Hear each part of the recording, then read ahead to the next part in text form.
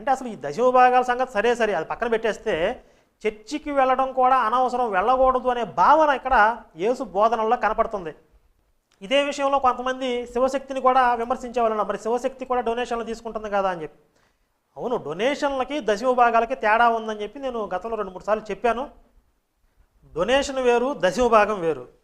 దశమభాగం అంటే ఖచ్చితంగా నీ ఆస్తిలో లేకపోతే నీ రాబడిలో ఇంత పర్సంటేజ్ ఇవ్వాలి అని చెప్పి పేక మీద కత్తి పెట్టి వసూలు చేయటం.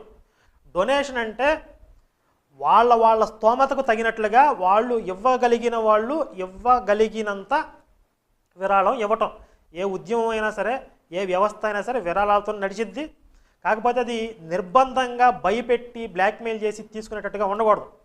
కల్వరి సతీష్ అంటాడు, మా దగ్గర 1,50,000 మంది సభ్యులు ఉన్నారు అని చెప్పి. శివశక్తిలో కూడా ఉన్నారు, 1,00,000-2 లక్షల మంది సభ్యులు ఉంటారు మొత్తం సుమారుగా. వాళ్ళందరి దగ్గర మేము కూడా దశమభాగాలు వసూలు చేస్తే